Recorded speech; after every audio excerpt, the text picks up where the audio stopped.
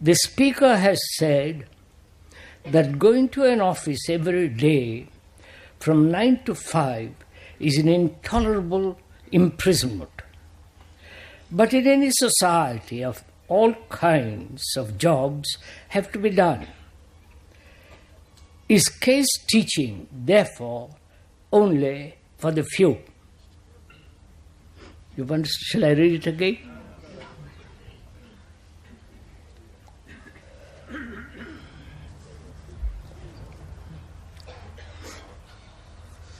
The speaker has said that human society is so constructed throughout the world that most people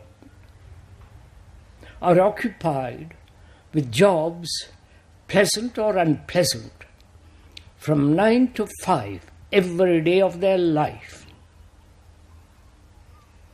And he said also that it's an intolerable imprisonment. I don't know how you feel about it. Probably you like being in prison. Probably you liked your jobs from 9 o'clock to 5 o'clock, rushing back and all the rest of it. What shall we do?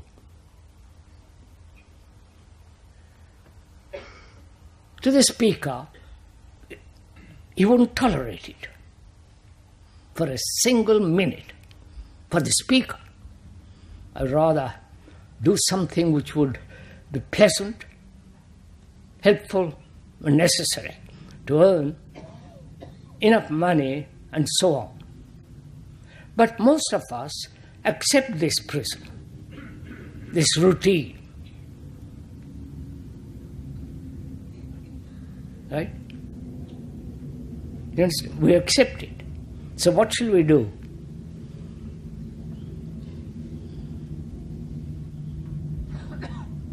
Nobody, as far as one is capable of sufficient, efficient observation, nobody has questioned this. We say it is normal, it's the way of society, it's the way of our life, it's the way we must live. But if we all see together that such a imprisonment, which it is actually, and that we all feel this is intolerable, not just verbally but actually, do something about it, we'll create a new society, right? We will. If all of us say we will not tolerate for a single day this routine, this monstrous activity of 9 to 5, however necessary, however good and pleasant, then we will bring about not only psychological revolution but also outwardly. Right? We may agree about this, but will we do it? You might say, no, I can't do it because I have responsibility. I have children, I have a house and mortgage, insurance. Thank God I haven't got any of those. And so you might say, well, it's easy for you to talk about all this. But it's easy for the speaker to talk about it because he refuses to go in that pattern. From boyhood, he refused it. Now, if we all consider that such a psychological as well as physical revolution of this kind, not bloody and all the rest of it, then we'll create a quite a different society, won't we? So, You want others to create the society, and you can then slip into it. That's what we're all waiting for. Few struggle, work, create, and refuse to enter into this rat race. And the others say, yes, after you have constructed that what you think is the right society, then we'll all join you. But we don't do it together. That's the whole problem. Right? If we all had this, not idea, the fact, that to spend our life from 9 o'clock to 5 o'clock, probably before that, every day of our life for 60 years and more, we would do something about it. Like, as if you refuse to have wars,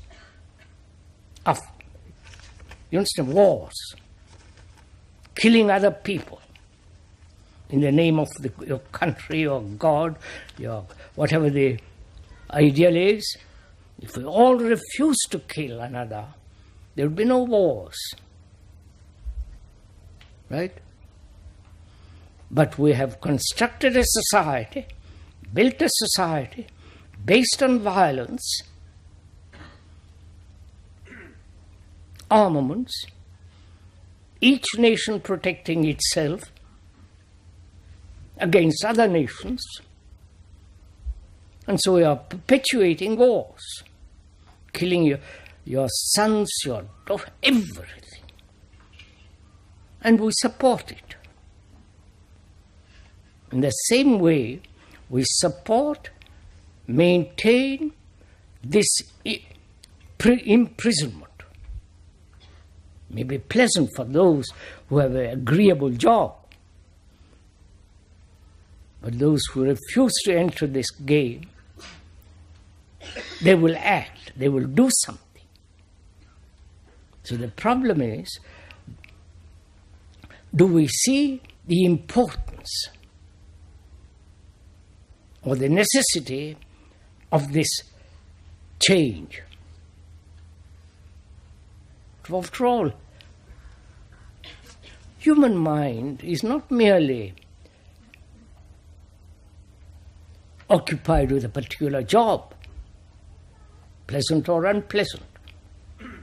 Human mind has the quality of other things which we disregard.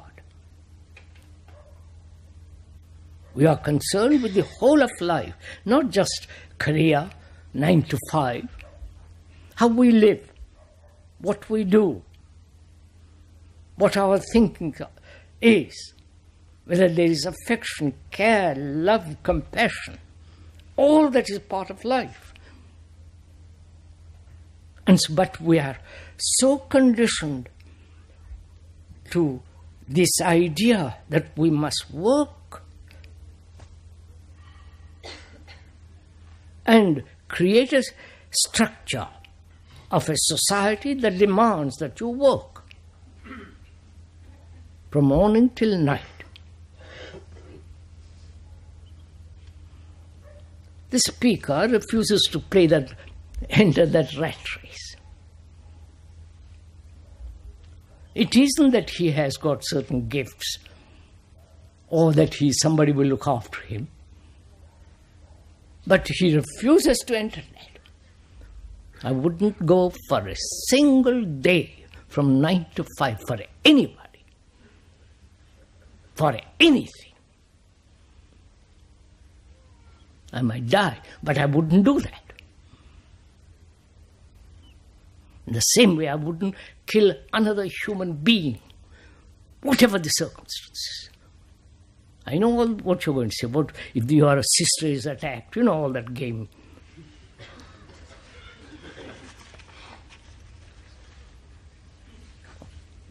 Because violence produces more violence.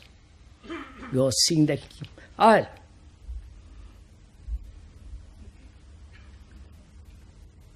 But we are also timid. We're also nervous, frightened, anxious.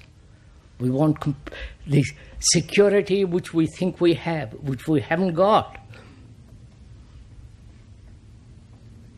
So will you go into this and find out if you can free yourself from that rat race and to find out one must exercise capacity, intelligence, not say I won't do it. You don't do it because you are intelligent, not because you are told or you have read in some book or some philosopher. I think it's very clear. And also, the question asks, is case teachings therefore only for the few? This is one of the questions that is asked over and over and over again.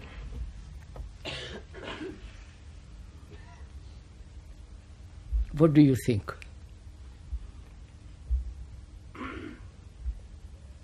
If it is for the few, it's not worth it. Wait a minute, just go slowly. The speaker says it's for everyone.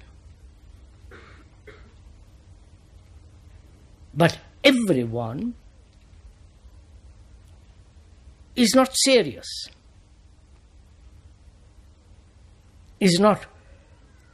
has got the energy because it's dissipating in all various ways. And so, gradually, there are very few. You follow? So,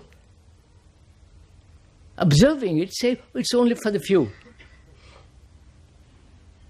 Whereas actually, if you apply, go into it seriously with a spirit of investigation and wanting to live a different kind of life, it is for everyone.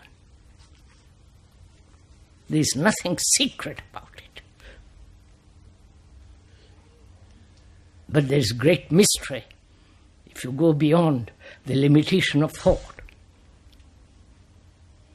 But we don't do any of these things. We don't test it out. We don't apply. We don't eat the food that's put before us.